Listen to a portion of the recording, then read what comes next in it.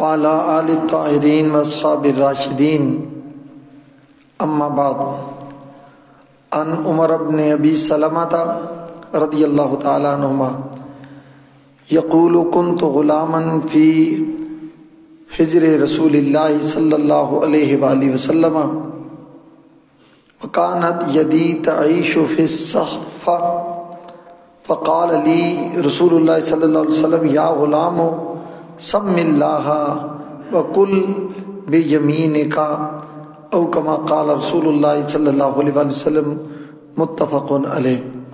درود پاک پڑھیے۔ اللہم صلی علی سیدنا و مولانا محمد وعلی آل سیدنا و مولانا محمد مبارک وسلم وصلی علیہ۔ الصلاۃ والسلام علیک یا سیدی یا رسول اللہ وعلی آلک واصحابک یا سیدی یا حبیب اللہ۔ الصلاۃ والسلام علیک یا سید الثقلین وعلی آلک واصحابک یا جد الحسن والحسین۔ آج کے درس کا موضوع ہے آداب طعام۔ اسلام نے زندگی کا کوئی گوشہ ایسا نہیں چھوڑا کہ جس پر جو اور جس کے متعلق بندہ مومن کی رہنمائی نہ فرمائی ہو۔ اسلام مکمل ضابطۂ حیات ہے۔ تاجدار کائنات امام الانبیاء رحمت دو عالم صلی اللہ علیہ وآلہ وسلم نے اہل ایمان کے لیے زندگی کے ہر شعبے میں اور ہر معاملے میں رہنمائی فرمائی ہے۔ اگر ہم رہنمائی نہیں حاصل کرتے تو یہ ہماری کوتاہی ہے، ہماری کمزوری ہے۔ اسلام نے زندگی کا کوئی گوشہ تشنا نہیں چھوڑا جس میں رہنمائی نہ فرمائی ہو۔ کھانا انسان کی طبعی ضرورت ہے اور بدنی اس کی ضرورت ہے۔ اگر نہیں کھائے گا تو نکاہت ہو جائے گی، کمزوری ہو جائے گی، ضعف ہو جائے گا، بدن لاغر ہو جائے گا، اور لاغر ہوتے ہوتے بندہ موت کے قریب بھی چلا جاتا ہے۔ نبی کریم صلی اللہ تعالی علیہ وآلہ وسلم نے کھانے کے آداب بھی بیان فرمائے ہیں۔ کھانے کا مقصد صرف پیٹ بھرنا نہیں ہے۔ اگر یہی کھانا ہم سنت کے مطابق رسول اللہ صلی اللہ علیہ وسلم کے بتائے ہوئے طریقے کے مطابق آداب کے مطابق کھائیں گے تو یہ کھانا ہماری ضرورت بھی پوری کرے گا، اور اس کھانے پر اللہ تعالی ہمیں اجر و ثواب بھی عطا فرمائے گا۔ حضرت عمر بن ابی سلمہ رضی اللہ تعالیٰ عنہ فرماتے ہیں کہ میں چھوٹا بچہ تھا اور اوائل عمری میں تھا، یعنی لڑکپن کی طرف جا رہا تھا، تو رسول اللہ صلی اللہ علیہ وسلم کے میں زیر کفالت تھا۔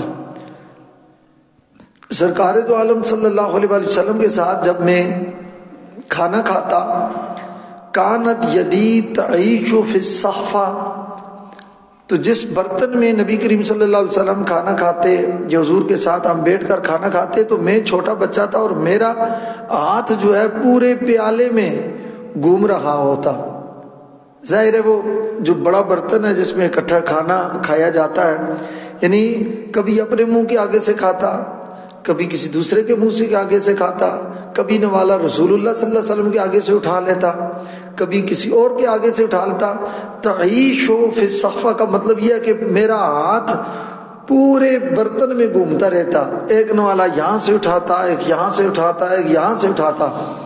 تو رسول اللہ صلی اللہ علیہ وآلہ وسلم نے مجھے فرمایا یا غلام سم اللہ وکل بیمینک وکل مما یلیک۔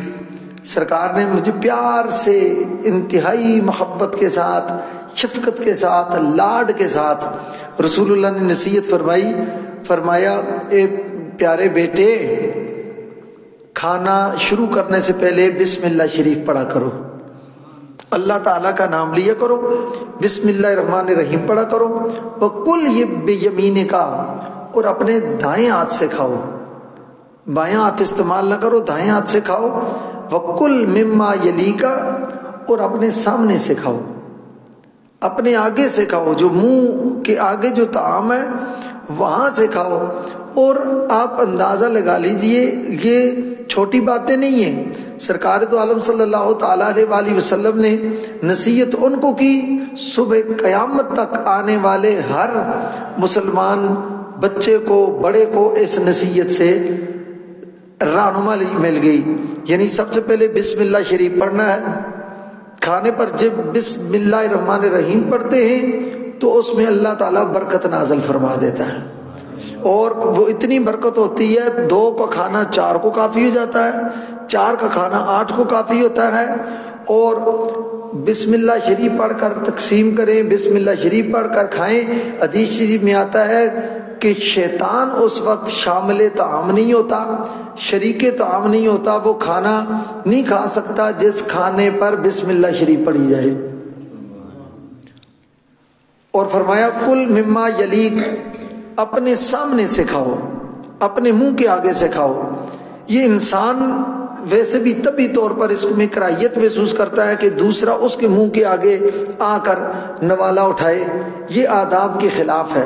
نبی علیہ الصلوۃ والسلام نے ان کو نصیحت فرمائی، وہ بچے تھے، اور ساری امت کے لیے یہ نصیحت ہو گئی کہ کھانا اپنے دائیں ہاتھ سے کھانا، پہلے بسم اللہ شریف پڑھنی ہے، اور پھر اس کے بعد اپنے منہ کے آگے سے کھانا ہے۔ جب آپ دوسرے کے منہ کے آگے سے کھانا کھائیں گے نا، ایک تو آداب اور اخلاق کے خلاف ہے، اور دوسرا دوسرے بندے کی طبیعت میں کراہیت پیدا ہو جاتی ہے۔ وہ سوچتا ہے پتہ نہیں یار اس کے ہاتھ صاف بھی ہیں یا نہیں، تو یہ میرے آگے سے نوالے اٹھا رہا ہے، تو اس کی طبیعت میں ویسے ہی کراہیت پیدا ہو جاتی ہے۔ تو لہٰذا کسی کو اس طرح تکلیف دینا، اذیت دینا، اس کو اسلام نے جائز نہیں سمجھا۔ حضرت سیدنا امام حسن مجتبی علیہ السلام کے حوالے سے سیرت کی کتابوں میں آتا ہے کہ آپ حضرت مائی صاحبہ مخدوم دارین ملکہ کونین ام الحسنین حضرت سیدہ فاطمۃ الزہرا سلام اللہ تعالی علیہا کے ساتھ کھانا کھانے سے تھوڑا سا گریز کیا کرتے تھے،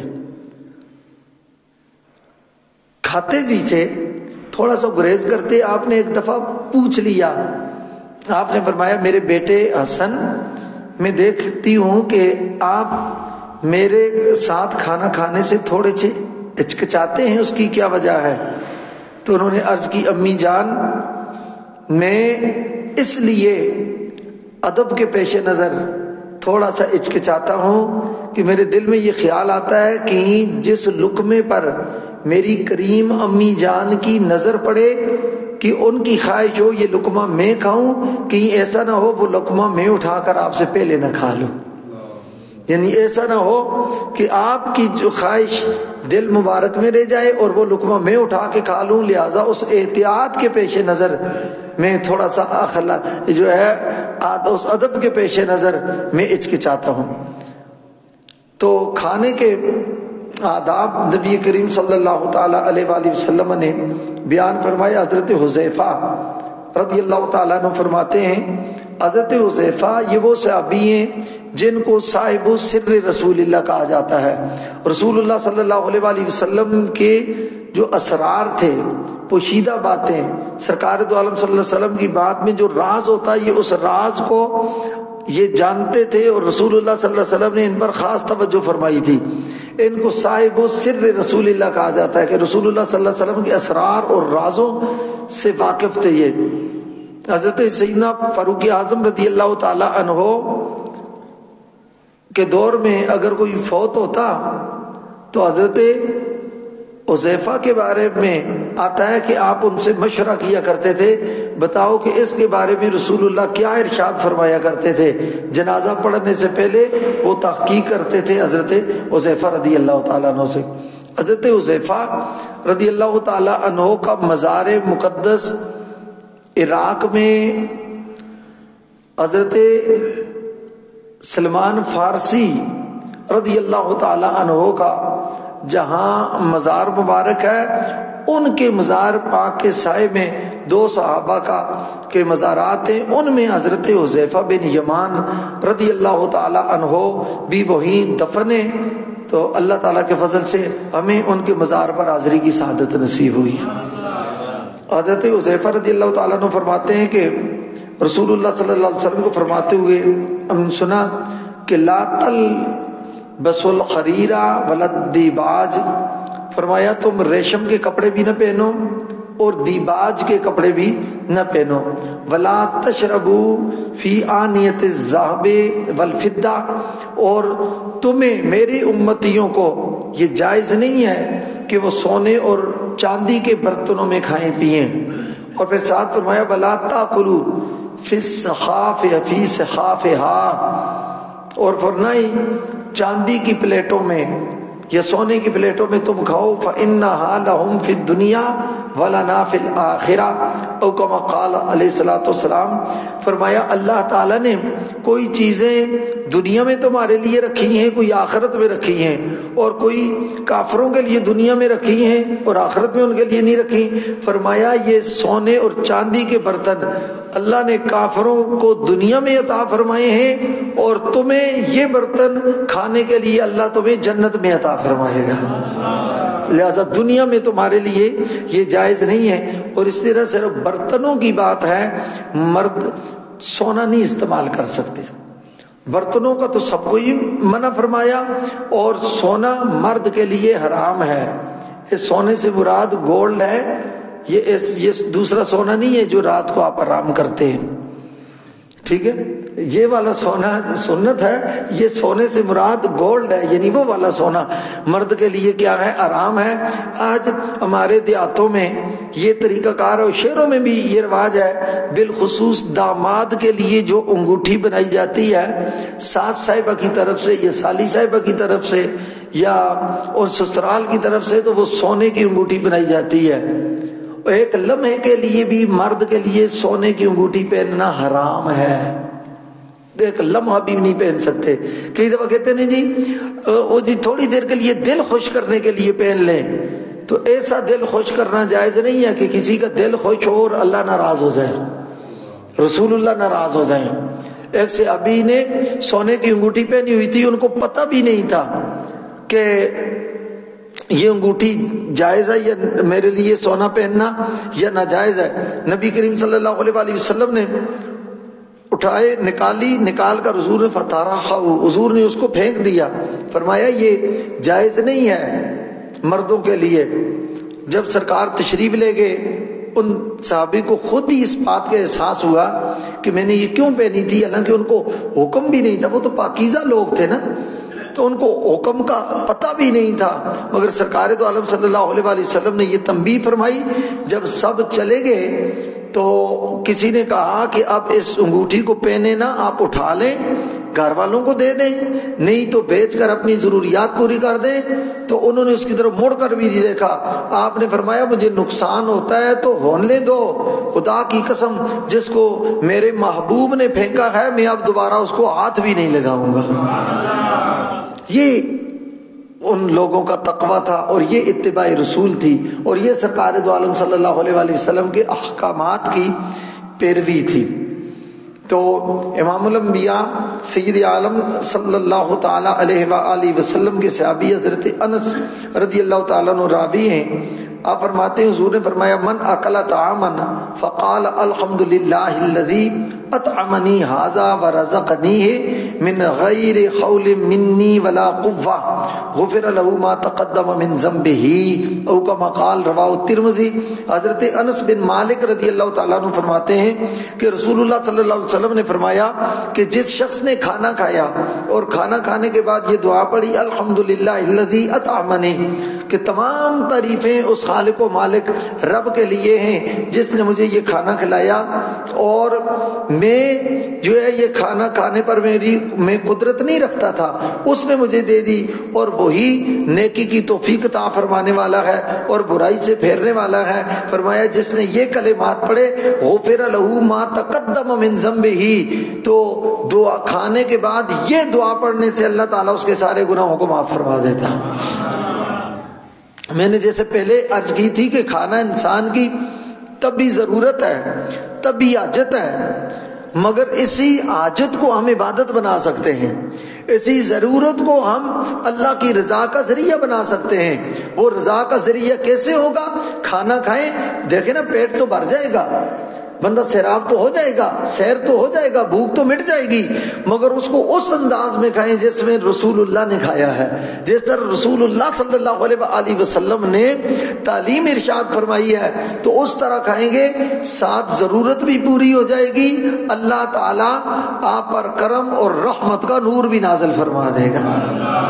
حضرت ام المومنین صدیقہ کائنات حضرت عائشہ صدیقہ رضی اللہ تعالیٰ عنہ فرماتی ہیں کہ ما عاب النبی صلی اللہ علیہ وسلم طعاما قط، فرمایا میں نے رسول اللہ صلی اللہ علیہ وسلم کو پوری زندگی جو کھانا پکا کر دیا، وہ کیا کبھی جو پیس کے پکاتی، کبھی گندم پیس کے اس کی روٹی ہوتی، اور 3 دن ہمارے گھر فاقہ رہتا، صرف کھجور اور پانی سے گزارا کرتے۔ یہ سرکار کا فقر اختیاری تھا، اضطراری نہیں تھا، حضور نے خود یہ فقر اختیار کیا تھا، ورنہ ساری کائنات تو رسول اللہ کا صدقہ کھا رہی ہے۔ سرکار دو عالم صلی اللہ علیہ وآلہ وسلم کا تقوی اور طہارت کی یہ شان ہے، چند کھجوریں، جو کی روٹی، ایک پیالہ پانی کا، چند کھجوریں، جو کی روٹی، ایک پیالہ پانی کا، طور طریقے درویشی کے، منصب ہے سلطانی کا۔ نبی علیہ الصلوۃ والسلام نے پوری زندگی کھانے میں عیب نہیں نکالا، ما عاب النبی طعاما قط، حضور نے کبھی کھانے کو برا نہیں کہا، کھانے میں عیب نہیں نکالا۔ حضور ان شاء اکل، حضور نے اگر چاہا، پسند کیا اور حاجت سمجھی، ضرورت سمجھی تو اس کو کھا لیا، اور اگر ضرورت نہ سمجھی تو سرکار دو عالم صلی اللہ علیہ وسلم نے اس کو رہنے دیا، ترک فرما دیا، مگر کھانے کو کبھی برا نہیں کہا، اس میں عیب نہیں نکالا۔ آج ہم میں یہ کمزوری ہے، ہم ایک کھانے میں 4 دفعہ عیب نکالتے ہیں، اور جو مرچیں زیادہ ڈال دی ہیں، نمک تو اس کو چکھایا ہی نہیں ہے، پکایا ٹھیک نہیں ہے، لذت صحیح نہیں، کوئی خوشبو ایسی آ رہی ہے، میں یہ چیز نہیں کھاتا، مجھے ٹینڈے پسند نہیں ہیں، مجھے یہ توریاں بہت بری لگتی ہیں، مجھے فلاں یہ چیز، کتنے ہم اس میں عیب نکالتے ہیں۔ نبی علیہ الصلوۃ والسلام کا یہ طریقہ نہیں ہے۔ ما عاب النبی طعاما قط، پوری زندگی رسول اللہ نے کسی کھانے میں عیب نہیں نکالا۔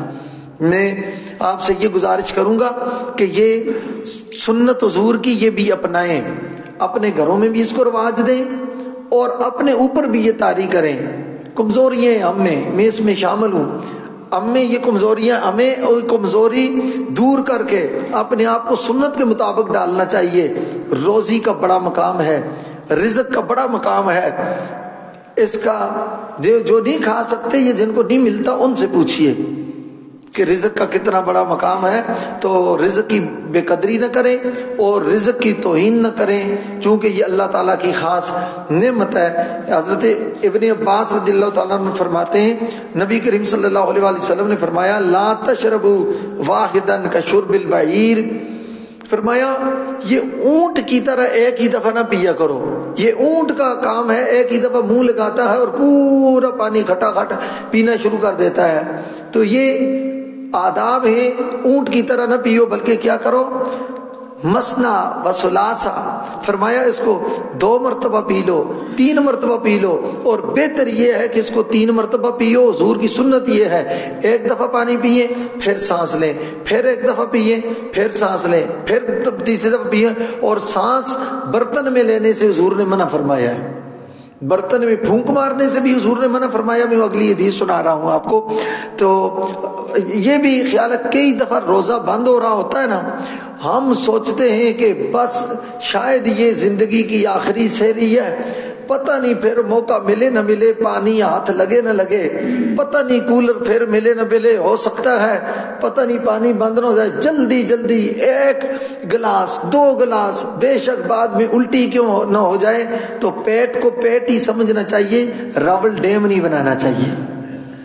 پیٹ پیٹ ہی ہو، راول ڈیم نہ ہو کہ وہ ڈیم میں جمع ہوتا ہے، پیٹ میں جتنا بھی ہو تو وہ خارج ہو جاتا ہے۔ تو حضور نے منع فرمایا کہ شرب البعیر، اونٹ کی طرح پانی نہ پیا کرو، انسانوں کی طرح پیو، اور پینے سے پہلے بسم اللہ پڑھو اور آخر میں الحمدللہ کہو۔ حضرت جنید بغدادی رضی اللہ تعالی عنہ، ان کو سید الطائفہ بھی کہا جاتا ہے، وہ اپنے مریدوں کے ساتھ، خدام کے ساتھ تشریف لے جا رہے تھے تو دریائے دجلہ کے کنارے، غالباً یا کسی اور دریا کنارے، حضرت بیلول دانا فقیر تھے، درویش تھے۔ حضرت بیلول دانا وہ درویش تھے، ملنگ تھے مولا کائنات علی مرتضیٰ کرم اللہ وجہ الکریم کے۔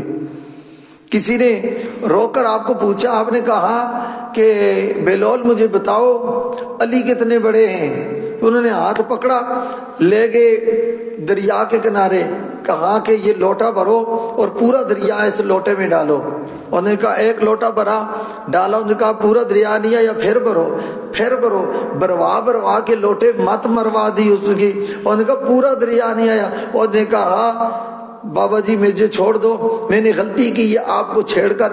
اور دریا کتنا بڑا، لوٹا کتنا چھوٹا، اس چھوٹے سے لوٹے میں پورا دریا آ سکتا ہے؟ کہتے ہیں اب آیا نا اونٹ پہاڑ کے نیچے اور اب تیری عقل ٹھکانے آئی ہے۔ تجھے یہی سمجھانا چاہتا ہوں، جب اتنے چھوٹے سے دریا لوٹے میں اتنا بڑا دریا نہیں آ سکتا تو اس چھوٹے سے دماغ میں اتنا بڑا علی کیسے آ سکتا ہے؟ ان کو دیوانہ علی ابن ابی طالب کہا جاتا ہے، یہ حضرت بیلول دانا۔ تو حضرت جنید سے الیک سلیک ہوا، آپ نے فرمایا تم کون ہو؟ کہا جی میں جنید بغدادی ہوں۔ اچھا آپ وہی ہیں جن کو سید الطائفہ کہا جاتا ہے؟ اتنے بڑے امام ہیں، اولیاء کے پیشوا ہیں اور محدثین کے آپ استاد ہیں؟ فرمایا وہی ہوں۔ آپ نے فرمایا کیا خیال ہے ایک سوال پوچھوں آپ سے؟ ان کا جی پوچھئے۔ ان کا بتائیے کھانے کے آداب کیا ہیں؟ کھانے کے آداب کیا ہیں؟ تو انہوں نے فرمایا بھائی کھانے کے آداب جو حدیث شریف میں بیان ہوئے ہیں، کھانے کے آداب یہ کھانے سے پہلے آپ ہاتھ دھو لیں، ہاتھ دھونے کے بعد کھانا دسترخوان بچھائیں، دسترخوان بچھانے کے بجائے ترتیب سے کھانا رکھیں، متانت اور سنجیدگی کے ساتھ بیٹھ جائیں، پھر بسم اللہ الرحمن الرحیم پڑھیں، چھوٹا نوالا لیں، توڑ کر اس کو کھائیں اور چبائیں اچھی طریقے سے، اور ہر نوالے کے آخر میں الحمدللہ کہیں کہ یہ کھانے کے آداب ہیں۔ تو حضرت جنید فرمانے لگے، حضرت بیلول دانا فرمانے لگے جنید میرے تو آپ کو اتنا بڑا عالم سمجھا تھا، اتنے بڑے صوفی کامل ہیں، آپ کو تو کھانے کا پہلا ادب بھی نہیں آتا۔ ان کا جی یہی آداب ہیں تو اور کیا آداب ہیں؟ انہوں نے کہا یہ آداب سارے بعد کے ہیں، پہلا ادب یہ ہے کہ وہ کھانا حلال کا ہونا چاہیے۔ کیا ہونا چاہیے؟ وہ کھانا حلال کا ہونا چاہیے، وہ لقمہ حلال ہو۔ پہلے یہ بھی دیکھیں کہ وہ حلال بھی ہے یا نہیں، چبانا بعد میں، چھوٹے چھوٹے ٹکڑے بعد میں کرنا، پھر بسم اللہ شریف پڑھنا، الحمدللہ کرنا۔ پہلے یہ دیکھو کہ وہ کھانا حلال بھی ہے یا نہیں۔ حدیث شریف میں آتا ہے کہ ایک شخص آیا اور اس کا جو ہے اشعث و اغبرا، بال بکھرے ہوئے ہیں اور غبار آلودہ ہیں، کپڑے پھٹے ہوئے ہیں، اور آ کے کہتا ہے یا رب یا رب یا رب، اے میرے رب، اے اللہ، روتا ہے، گڑ گڑاتا ہے، التجا کرتا ہے، فریاد کرتا ہے، دعا کرتا ہے۔ سرکار نے فرمایا مطعمہ حرام ومشربہ حرام وملبسہ حرام، فرمایا اس نے جسم پہ جو کپڑا پہنا ہوا ہے وہ حرام کے پیسوں کا ہے، اس نے جو پیا ہے وہ حرام کے پیسوں کا ہے، جو کھانا کھایا ہے وہ حرام کے پیسوں کا ہے۔ فرمایا ایسے بندے کی اللہ دعا کو کبھی بھی قبول نہیں فرماتا۔ ہماری دعائیں قبول نہیں ہو رہی تو اس میں کوئی ہمیں غور کرنا چاہیے، کوئی کوتاہی تو ہم میں نہیں ہے، کوئی کمزوری تو ہم میں نہیں ہے۔ صدق مقال اور عقل حلال یہ دو چیزیں ہیں جو بندے کو اللہ کے قریب کر دیتی ہیں۔ اللہ سچ بولنے کی توفیق عطا فرمائے اور حلال کا لقمہ کھانے کی اللہ توفیق عطا فرمائے۔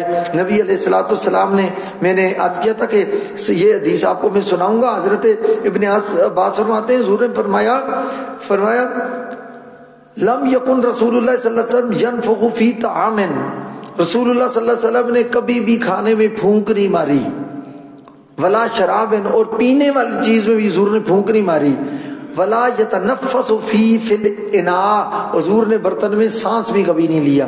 تو لہٰذا جب کوئی چیز پیے تو ادھر ہی سانس لینا، کئی دفعہ یہ عجیب سی آواز آتی ہے ادھر سے ہی سانس لیتے ہیں، یہ رسول اللہ کے طریقے کے خلاف ہے۔ سانس لینی ہے برتن کو منہ سے ہٹائیں، دور کریں، سانس لیں، اس کے بعد پھر برتن کو منہ سے لگا کے پھر اپنی ضرورت اور حاجت پوری کریں۔ اور کھانے میں بھی پھونک مارنے سے حضور نے منع فرمایا ہے، بلکہ دوسری روایت میں ہے، حضرت عائشہ فرماتی ہیں کہ نبی علیہ الصلوۃ والسلام نہا رسول اللہ صلی اللہ علیہ وسلم عن النفخ فی الطعام، رسول اللہ نے کھانے میں پھونک مارنے سے منع فرمایا ہے۔ آج ہمارے کھانوں میں ذرا گرم گرم نکالتے ہیں اوپر سے کر کے پھونکے مارتے ہی نہیں مارتے، یہ سنت رسول کے خلاف ہے۔ اور دوسری روایت میں سرکار دو عالم صلی اللہ علیہ وسلم نے ارشاد فرمایا کہ النفخ فی الطعام یذهب بالبرکہ، فرمایا کہ حضور نے کہ کھانے میں پھونک مارنے کی وجہ سے کھانے کی برکت ختم ہو جاتی ہے۔ یہ ہمارا معمول ہے، اگر اس درس میں یہی ہم سیکھ لیں نا، یہ بہت بڑا زندگی کا ایک سبق ہے۔ کھانے میں پھونک مارنے سے برکت ختم ہو جاتی ہے، اور پھر کیا کریں؟ تو لہٰذا بہت گرم نہ کھائیں، تھوڑا سا ٹھنڈا کر کے کھائیں۔ پنجابی کہنے نا تھوڑا ٹھنڈا کھاؤ، تو ٹھنڈا اچھا ہوتا ہے، تھوڑا یہ بالکل بھی ٹھنڈا نہ ہو کہ فریج سے نکال کے کھانا شروع کر دیں، کہ یہ ایسا نہ ہو کل معدہ خراب ہو، یہ کولیسٹرول بڑھ جائے اور پھر آپ مجھے کہیں کہ آپ نے یہ درس دیا تھا تو ہماری طبیعت خراب ہو گئی ہے۔ مراد یہ ہے کہ بہت گرم بھی نہ کھائیں اور بالکل ٹھنڈا بھی نہ کھائیں، درمیانہ سا کھائیں۔ اور پھر اس کے بعد ہاں اگر برتن میں کوئی مچھر آ گیا ہے، مکھی آ گئی ہے، کچھ تنکا پڑ گیا ہے، کوئی ایسی چیز پڑ گئی ہے جو بہانے سے نہیں نکلتا، اس وقت آپ ضرورت کے پیش نظر پھونک مار کے اس کو اس برتن سے باہر نکال سکتے ہیں۔ اور پھر سرکار نے فرمایا کہ کلو جمیعا ولا تفرقوا فإن البرکۃ مع الجماع، ابن ماجہ کی روایت ہے۔ عبداللہ بن عمر فرماتے ہیں حضور نے فرمایا کہ اکیلے اکیلے نہ کھایا کرو، اکٹھے مل کے کھایا کرو۔ فرمایا جب تم اکٹھے کھاتے ہو اللہ اس دسترخوان پہ برکت نازل فرما دیتا ہے۔ آپ دیکھ لیجئے آج گھر میں یہ ماحول بن گیا ہے، ایک اپنا کھانا نکال کے وہ ٹی وی پہ کے پاس جا کے بیٹھا، دوسرے نے نکالا وہ لان میں بیٹھا موبائل کھول لیا، تیسرے نے ٹیلی فون کے ساتھ وہ لگا ہوا ہے، چوتھا ادھر ہے، اور پکانے والی گھر کی خاتون خانہ بچی اس نے کچن میں نہیں شروع کر دیا ہے۔ ایک وہ یہ طریقہ ہے دسترخوان لگایا جائے، اکٹھا کھانا لگایا جائے، سب تم اس میں بیٹھو، بسم اللہ پڑھ کر کھاؤ اور اس کے بعد دعا کرو۔ نبی علیہ الصلوۃ والسلام نے فرمایا تم مل کر کھاتے ہو اللہ تمہارے کھانے میں برکت نازل فرما دیتا ہے۔ تو اس برکت سے اللہ بیماریوں سے بھی محفوظ رکھتا ہے، اللہ شفا بھی عطا فرماتا ہے۔ اللہ مجھے اور آپ کو نبی کریم صلی اللہ علیہ وسلم کے بتائے ہوئے احکامات کی روشنی میں زندگی گزارنے کی توفیق عطا فرمائے۔ وَمَا عَلَيَّ إِلَّا الْبَلَاغُ الْمُبِينُ۔